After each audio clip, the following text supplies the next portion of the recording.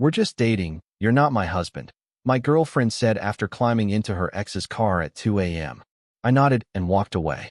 The next day, she came back, but her key no longer fit the lock, and a text waited. Good news. You're free to wait for a husband. I, 28, male, was standing in my apartment parking lot at 2:17 a.m. when my girlfriend of 2 years said the words that ended us. Emma and I had been together since junior year at State. She had a drawer in my dresser, a toothbrush in my bathroom, and a key to my apartment that I'd given her 6 months into our relationship. Out of nowhere, her ex Jake pulled up in his black Civic. She walked toward it like I wasn't even there. 2 hours earlier, at 12:30 a.m., she'd gotten a text. Emergency, she'd said, grabbing her coat. Jake needs a ride. His car died. I asked why she had to go. That's when her face changed. We're just dating, she said, hand on the doorknob. You're not my husband. I don't need permission. She left before I could respond. I waited in the parking lot. Stupid, maybe, but something felt wrong. At 2:17 a.m., Jake's car pulled into the lot. Emma climbed out of the passenger side. Her hair was different. Her lipstick was gone. And when I stepped forward, she actually looked annoyed. We're just dating, she repeated, louder this time. You're not my husband. Then she climbed into his car, and Jake drove off. I stood there for maybe 10 seconds. Then I walked back inside. By 9 a.m. the next morning, I had a locksmith coming. When she showed up the next evening, key in hand, it turned halfway and stopped. The text was already waiting on her phone. But the morning she lost her key wasn't the morning I lost my trust. That had been bleeding out for 6 months. Emma and I met junior year at State. She was sharp, funny, ambitious. Marketing major with a minor in psychology. We clicked immediately. Study sessions turned into coffee dates, turned into 3 years of what I thought was building towards something real. After graduation, we moved to the city. She got her own place, a studio in the Arts District. I rented a 1-bedroom in Oakwood Apartments, Unit 4B. But she was at my place 5 nights a week. Easier commute to her job. Bigger space. Better kitchen. It made sense. 6 months in, I gave her a key. We were standing in my kitchen. She'd just brought over a second toothbrush, some face wash, an extra phone charger. For emergencies, I'd said, holding out the key. She kissed me. You're sweet. I remember thinking this was progress. A step toward moving in together officially. Toward permanence. The first time Jake came up was month 8. We were having dinner, pasta carbonara I'd spent an hour perfecting. Her phone buzzed. She checked it, and her expression shifted. Softer. Sad. My ex texted, she mentioned, setting her phone face down. His mom died. Just checking in. I said okay. Of course okay. That seemed reasonable. Human. I asked if she needed to call him. She shook her head. Just sent condolences. We're good. The second time was month 10. We were watching a movie. Her phone lit up. Jake's name. She grabbed it fast. Jake's struggling, she said, standing up. Lost his job. I might grab coffee with him. Just to talk. I paused the movie. You sure that's a good idea? He's a friend, she said, already pulling on her shoes. I'm not heartless. I trusted her. That was my mistake. Not trusting her intentions, maybe those were fine, but trusting that her empathy had boundaries. It didn't. Month 12, Jake got a new girlfriend. Emma seemed relieved. She stopped checking her phone during meals. Stopped mentioning his name. I thought the chapter had closed. But at month 14, his name started showing up again. Late-night texts. Her phone would buzz at 11 p.m., midnight, 1 a.m. He's going through something, she'd say, typing back immediately. He broke up with that girl. He's struggling. I noticed her phone was always face down now. At dinner. During movies. On the nightstand. One night, I asked what was wrong. She was distant. Checked her phone 6 times during a 40-minute episode of a show we were binge-watching. Nothing, she snapped. Why are you always watching me? I wasn't watching her. I was noticing her pulling away. The night before the parking lot, she'd been checked out completely. We ordered Thai food. She barely touched her pad CEW. Her phone buzzed. She looked at it, and her jaw tightened. Everything okay? I asked. Fine, she said. But her leg was bouncing under the table. Nervous energy I'd never seen before. At 11:47 p.m., she said she had a headache and went to bed early. I stayed up, watched some basketball highlights, finally fell asleep around 1 a.m. 30 minutes later, her phone lit up the dark room like a flashlight. I told myself I was overthinking. But at 12:30 a.m., when her phone buzzed and lit up with Jake, emergency, my gut knew the truth before my brain would admit it. The buzz cut through the silence like a knife. Emma shot up in bed, grabbed her phone before the second vibration. Emergency, she said, already swinging her legs out from under the covers. Jake's car died. He needs a ride. I sat up, checked the clock on my nightstand. 12:31 a.m. At 12:30? I said, call an Uber. She was already pulling on jeans, the ones she kept in my bottom dresser drawer. He's broke, she said, not looking at me. I'll be back in 20 minutes. I watched her button her coat. Her hands were shaking. Where is he? Downtown. 20 minutes, max. Something felt wrong. The shaking hands. The avoiding eye contact. The speed of her movements, like she was running towards something instead of helping someone. Why you? I asked. She turned. Her eyes were hard. Defensive. We're just dating, she said. The words landed like a slap. You're not my husband. I don't need permission. The door slammed behind her. I sat on the edge of the bed, staring at the space where she'd just been standing. The apartment felt hollow. The heating system clicked on. Outside, a car alarm went off and stopped. 20 minutes passed. Then 40. Then an hour. At 1:45 a.m., I gave up pretending I could fall back asleep. I pulled on sweats and a hoodie and went down to the parking lot. Stupid, maybe. But I needed to know. Needed to see if my gut was lying or if 2 years were about to collapse in real time. Mrs. Chin's light was on across the courtyard. 3rd floor, corner unit. She was a night owl, always up late watching her Korean dramas. I looked up at her window. The curtain moved slightly. She'd seen me. She'd probably seen Emma leave too. The parking lot was empty except for the usual cars. My Honda Accord in spot 4B. The neighbor's pickup truck. A few scattered sedans belonging to people I'd never met. I leaned against the brick wall near the entrance. The January air was cold enough to see my breath. A dog barked somewhere in the distance. A siren wailed past on the main road, fading into nothing. At 2:17 a.m., headlights swept across the lot. Jake's black Civic. I recognized it from Emma's Instagram. She'd posted a throwback photo 6 months ago, some road trip they'd taken years before. The car hadn't changed. Dented front bumper.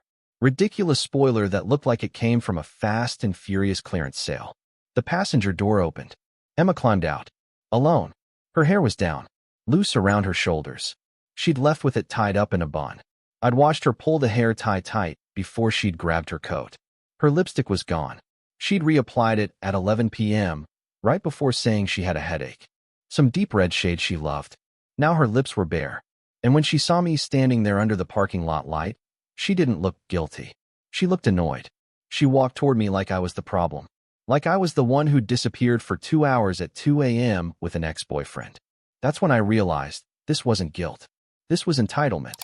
She stopped 3 feet away from me. Close enough to talk. Far enough to keep distance. What are you doing out here? She said. I kept my voice level. Calm. I wasn't going to yell. Wasn't going to give her the satisfaction of calling me crazy or controlling later. Waiting for you, I said.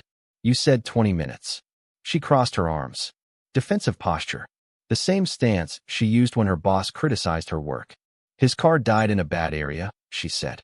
I had to wait for the tow truck with him. You know how sketchy downtown gets. I pointed at her hair. You left with it tied up, I said. Her hand went to her hair. Instinctive. Caught. Her fingers touched the loose strands like she was just now remembering. I took it down, she said. It was giving me a headache. So what? Behind her, Jake's engine was still running. Idle rumble filling the silence between us. I could see his silhouette in the driver's seat.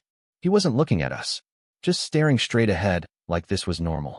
Like picking up someone's girlfriend at 2 a.m. and returning her with different hair and missing makeup was just another Tuesday. Emma, I said. It's 2 a.m. You've been gone 2 hours. Just tell me the truth. That's when she said it again. Louder this time. Angrier. We're just dating. You're not my husband. She turned toward Jake's car. I don't owe you an explanation for helping a friend. I watched her walk away. Watched her open the passenger door. Watched her climb in without looking back. The door clicked shut. Jake put the car in reverse. His brake lights painted the asphalt red. Then he drove off.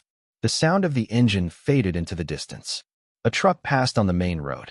Mrs. Chin's curtain moved again. I walked back inside. The apartment felt different now. Empty in a way it hadn't been before. like the space had shifted, recalibrated. I sat on the couch, stared at the TV that wasn't on. The kitchen light Emma had left on.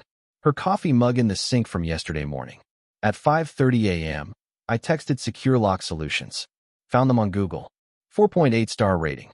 24-hour emergency service. Need locks changed today. How soon can you come? The reply came at 6:14 a.m. First appointment 9:45 a.m. $180 for deadbolt and handle replacement. Address. I sent my address. At 9:47 a.m., a technician named Carlos knocked on my door. White van in the parking lot. Toolbox in hand. Secure Lock Solutions logo on his shirt. Lockout, he asked. Upgrade, I said. He nodded. Didn't ask questions. I appreciated that. He got to work. Drilled out the old deadbolt. Installed a new one. Schlage brand. Pick resistant. Then replaced the door handle. Gave me 3 keys on a new ring. Invoice. I asked. He pulled out a tablet. Typed some information. Turned it toward me. Invoice hashtag SL 4429. $180. Deadbolt. Handle. Labor. Tax. I paid with my card. He handed me a paper copy. You're all set, Carlos said. Old keys won't work anymore. Perfect, I said. I didn't text Emma about the locks. Didn't call to explain. She wanted to not be my wife. Not be bound by relationship expectations. Not need permission. So I gave her what she wanted. The text could wait until her key failed. Update 1. I sent the text at 3 p.m. Short. Clear. Using her own words. Good news. You're free to wait for a husband. The locks have been changed. Your things will be boxed by Friday. You can pick them up from the building manager. Don't contact me again. Read receipt showed she saw it at 3:02 p.m. 3 dots appeared. Disappeared. Appeared again. Then nothing. At 6:15 p.m., I heard footsteps in the hallway. I was on the couch, eating leftover Chinese food, watching a game I wasn't really paying attention to. I got up, looked through the peephole. Emma stood outside my door, purse over her shoulder, hair in a ponytail. She looked tired. Her makeup was smudged under one eye like she'd been rubbing it.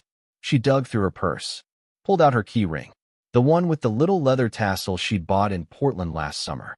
Found my apartment key, the brass one I'd given her with the red rubber grip I'd added, so she could tell it apart from her other keys. She slid it into the lock. It went in smooth. Turned halfway, then jammed. She tried again. Pulled it out. Checked it. Put it back in. Same thing. Halfway turn. Resistance. Stop. Her face shifted from confusion to frustration. She tried a third time. Harder. The key stuck completely. She had to wiggle it back and forth to get it out. Then she pulled out her phone. I watched her face as she read the text. Really read it this time. Watched her eyes move across the screen. Watched her jaw tighten. Watched her blink 3 times fast. Then she pounded on the door. Are you serious? She shouted. Open this door. I stayed on the couch. Didn't move. The game was still playing on TV. Crowd noise. Announcers talking about a 3-pointer. You can't do this. Her voice was getting louder. More desperate. We've been together 2 years. 2 years. But we were just dating. Funny how that worked. How 2 years mattered when she wanted access, but didn't matter when I wanted loyalty. I almost laughed. Her pounding got louder. More frantic. Fist against wood. The kind of noise that echoes in apartment hallways and makes neighbors open their doors. Mrs. Chen's door opened across the courtyard. I heard it through my living room window. Heard her voice carry across the space between buildings. Emma, Mrs. Chen said. Her voice was flat. Factual. He has every right. His name's on the lease. Emma must have spun around. I heard her voice change direction. He's being insane. Emma shouted. Mrs. Chen didn't raise her voice. Didn't need to. I saw you get out of that car at 2 a.m., she said. Hair all messy. You made your choice, honey. Silence. Then footsteps on the stairs. Heavy ones. Tom, the building manager. 60 years old. Former Marine.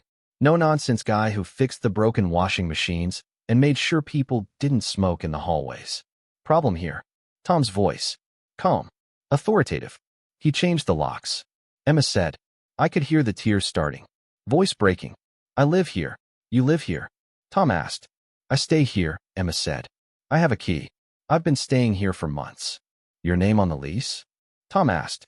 Silence. Emma, Tom said. This is his apartment. His lease. His locks. He can change them anytime he wants.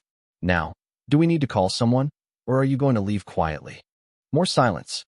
Then I heard Emma's footsteps. Fast. Running. Down the stairs. The stairwell door slammed. Through the window, I watched her cross the parking lot. She stopped next to her car. A blue Mazda she'd parked in the guest spot. She stood there for a moment, staring at the dead key in her hand. Then she threw it. Hard. It skittered across the asphalt and disappeared under someone's SUV. She got in her car and drove off. Tom knocked on my door. 2 short raps. I opened it. You good? He asked. Yeah, I said. Thanks, Tom. He nodded. Your apartment. Your rules. She causes any more trouble, you let me know. Appreciate it. He walked back down the stairs. Mrs. Chin's door closed. The hallway went quiet again. I sat back down on the couch.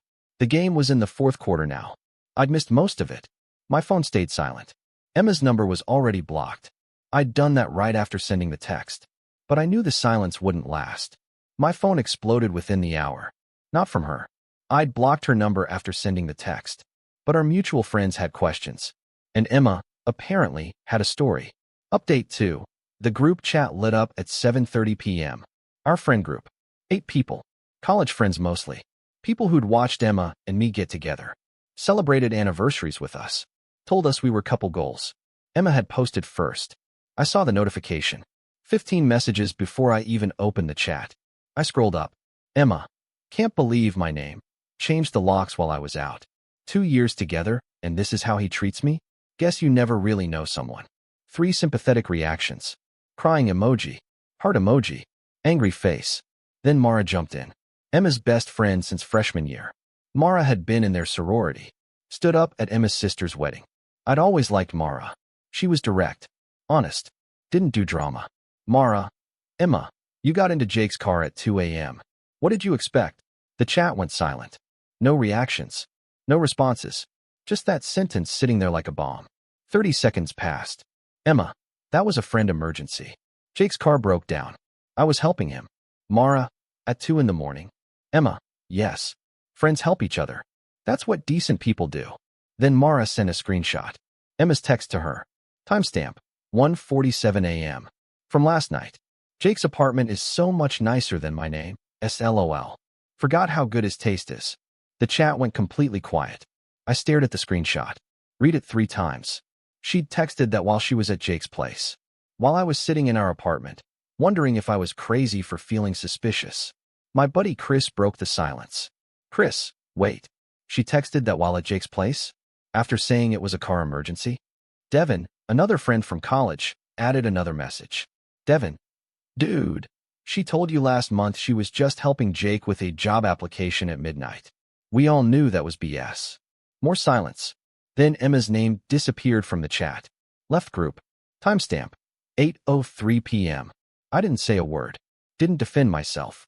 Didn't attack her. Didn't need to. The truth was doing the work. My phone buzzed. Different number. Not in my contacts. You're ruining my life. Everyone thinks I cheated. I stared at the message. New number. Same Emma. I typed one response. You told me we were just dating. I took you seriously. Send. Then I blocked that number too. The group chat kept going. People asking if I was okay. Saying they had no idea. Saying they were sorry. I responded to a few. Told them I appreciated it. Told them I was fine. At 11:47 p.m., my phone buzzed again. Unknown number. I almost didn't open it. Hi. This is Sophie. Jake's girlfriend. I got your number from Mara. Did Emma really leave your place for Jake at 2 a.m.? I sat up. Jake's girlfriend. The one Emma had seemed relieved about back at month 12. The one who was supposed to keep Jake occupied and out of Emma's orbit. I opened my photos. Found the one I'd taken through my window at 2:17 a.m. Jake's black Civic. License plate visible. Emma's silhouette climbing in. Timestamp in the corner. I sent it to Sophie.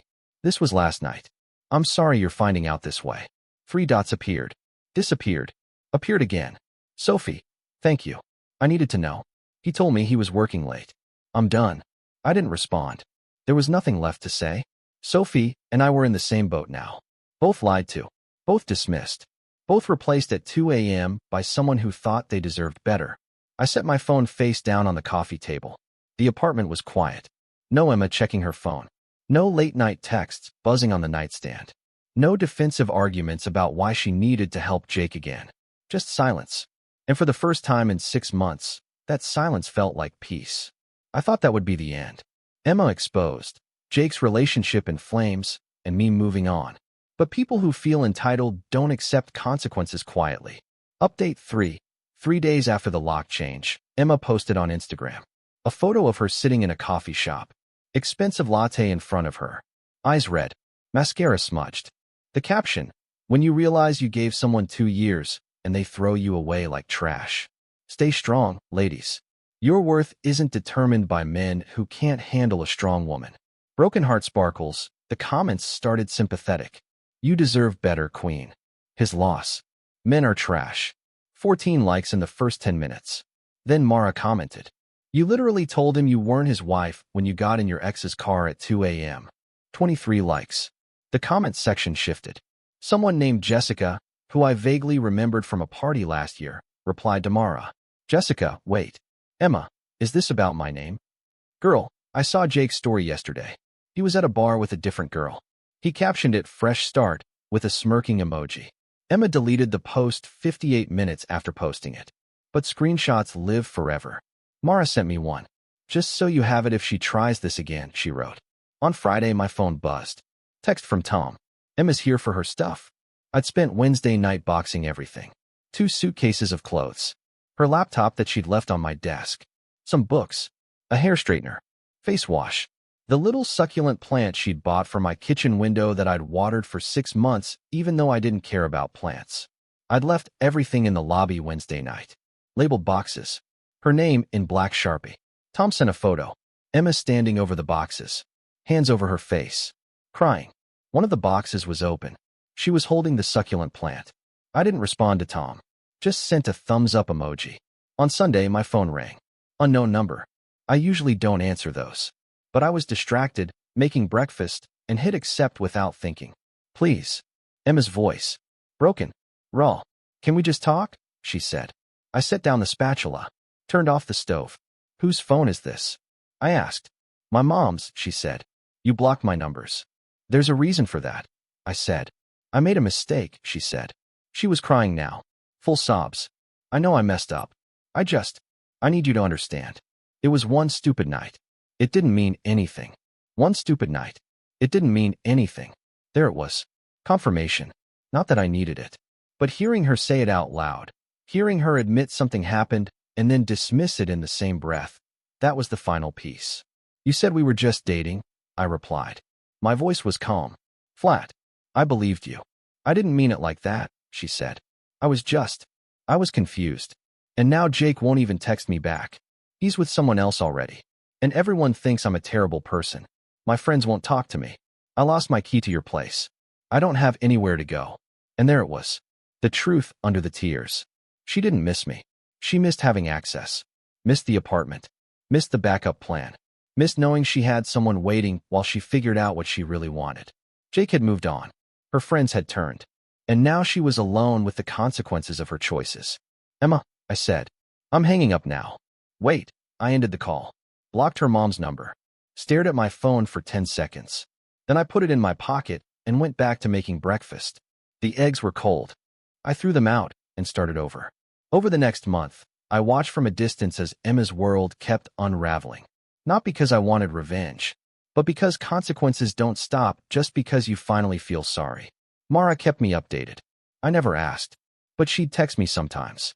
Little updates. I think she felt guilty, like she should have warned me earlier about Jake. About the pattern. Week 1. Emma's staying at Bree's. Sleeping on her couch. She can't afford first month, last month, and deposit anywhere right now. Bree was another sorority friend. Nice girl. Too nice, probably. The kind who'd let someone crash on her couch for weeks because she felt bad saying no. Week 2. Emma's boss called a meeting about her performance. She's been late 6 times this month.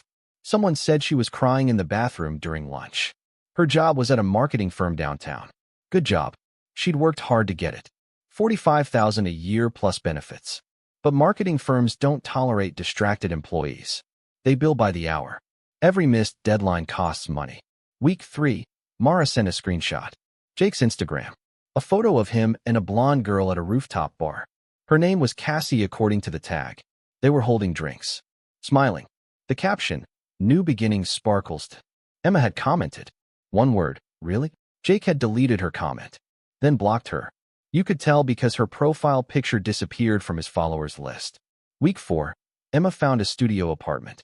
East Side, the bad part of town where car break-ins happened twice a week and the grocery store had bars on the windows. $1,000 a month. Twice what she'd been paying at her old place before she started staying at mine most nights. Mara showed me the photo Emma had posted. Bare white walls. A mattress on the floor. No frame. One lamp. A cardboard box serving as a nightstand. The caption, starting over. Seedling, no likes. 3 comments. All from people I didn't recognize. Generic encouragement. You got this. New chapter. At the grocery store in week 5, I saw her. I was in the produce section, picking out apples. She came around the corner with a basket, wearing sweatpants and a hoodie, hair in a messy bun. No makeup. She looked smaller somehow. Thinner. Like she'd been skipping meals. She saw me. Froze. Her eyes went wide. Then she turned and walked fast down a different aisle. I watched her disappear past the cereal and canned goods. I paid for my groceries. Loaded them in my car. Drove home. That night, Mara texted. Emma asked about you today. I told her you're seeing someone. I wasn't. Not technically. I'd been on a few dates. Met a girl named Claire through my coworker. Graphic designer. Smart. Funny. We'd gotten coffee twice. Dinner once. It was early. Casual. But it was nice. Normal nice. The kind where 2 a.m. didn't exist in the conversation. Where she texted when she said she would. Where plans meant something. Where I wasn't just a backup. I texted Mara back.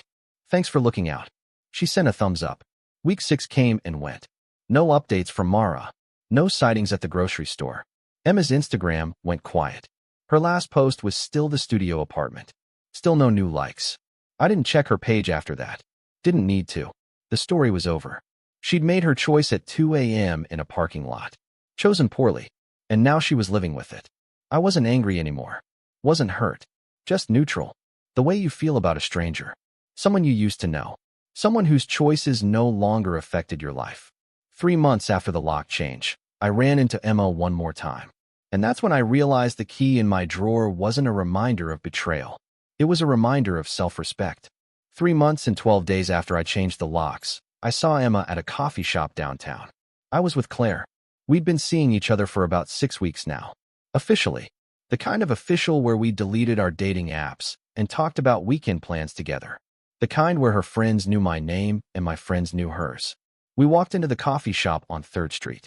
The one with the exposed brick and overpriced lattes that tasted better than they should. Claire wanted to show me some sketches for a client project. We were meeting her co-worker afterward for lunch. Emma was alone at a corner table. Laptop open. Earbuds in. Staring at the screen like she was trying to disappear into it. She looked up as Claire and I walked past. Her eyes went to Claire's hand in mine. Then to my face. Recognition. Something that might have been regret. Or maybe just surprise. I nodded once. Acknowledgement. Nothing more. She looked away. We ordered 2 lattes. 1 blueberry muffin to share. Sat at a table by the window. Claire pulled out her tablet. Showed me the designs she'd been working on. A rebrand for a local gym. Bold colors. Clean lines. She was talented. Really talented. What do you think? She asked. I think they'd be stupid not to hire you, I said. She smiled. The kind of smile that felt easy. Uncomplicated. We finished our coffee. Left the shop. Walked to the waterfront. Talked about her project. Made plans for Friday. Dinner at that Italian place she'd been wanting to try. Normal.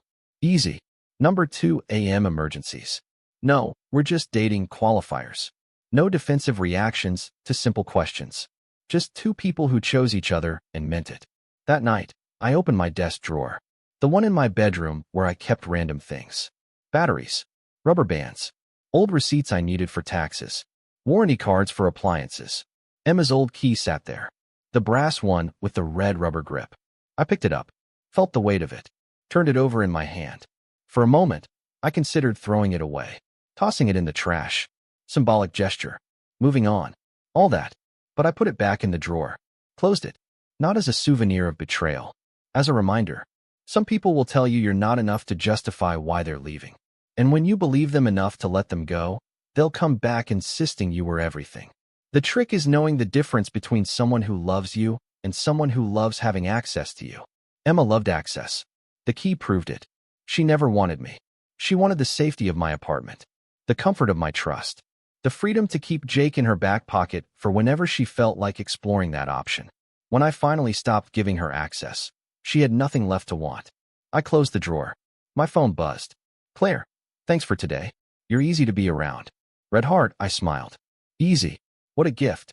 The next morning, I moved the key from the desk drawer to a small glass jar on my bookshelf. The one I used for spare change and random small things. Visible. Purposeful. A small metal reminder that the best revenge isn't loud or cruel. It's not about making someone suffer or proving they were wrong. It's living well. It's knowing your worth. It's understanding that some people will test your boundaries not because they don't know where they are, but because they're hoping you don't. Emma tested mine at 2:17 a.m. in a parking lot. Told me I wasn't her husband. Told me we were just dating. Told me she didn't need permission. She was right. She didn't need permission to make her choices. But I didn't need permission to change my locks. The key sits in that jar now. I see it every day. Some mornings I notice it. Some mornings I don't. But it's there. A reminder that walked away from someone who made me feel small and walked towards someone who makes me feel seen. Emma wanted a husband eventually. Just not me. Not when Jake was an option. Not when she could have both. I gave her what she wanted. Freedom. Space. The opportunity to wait for a husband. And I kept what I needed. Dignity. Boundaries. Peace. Turns out, changing locks isn't just about keeping someone out. It's about remembering you have the right to decide who gets in.